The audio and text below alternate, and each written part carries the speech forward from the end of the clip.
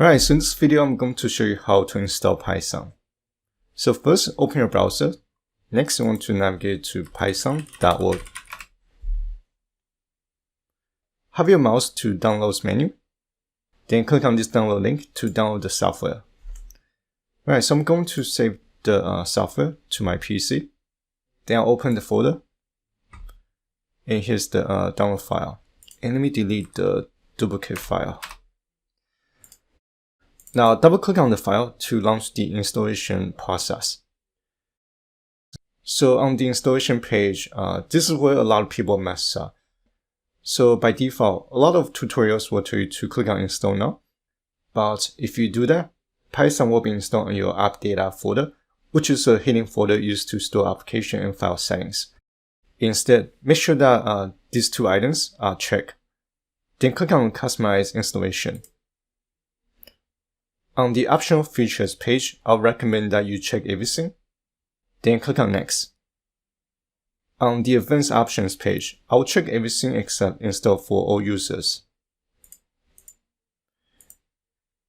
Now I'm going to click on browse to change my installation location. So I'm going to expand this PC and I'm going to go into my C drive. In my C drive, I'm going to create a new folder.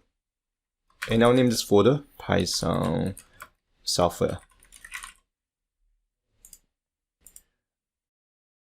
Now click on Python software. And we're going to create a new folder for the Python software that we're going to be installing. So based on the Python version that you're installing, we're going to install Python 3 version 10.2. So I'm going to name the folder Python 3 _ 10 _ 2. Now select the Python 3.10.2 folder as the target folder for the installation. And click on install to install the software.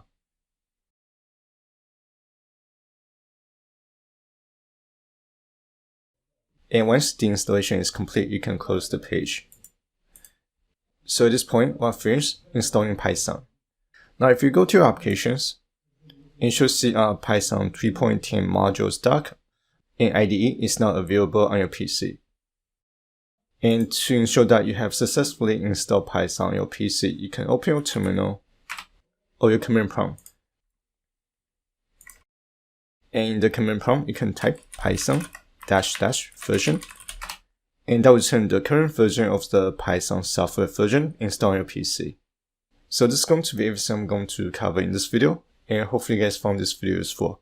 And as always, thank you guys for watching. I'll see you guys in the next video.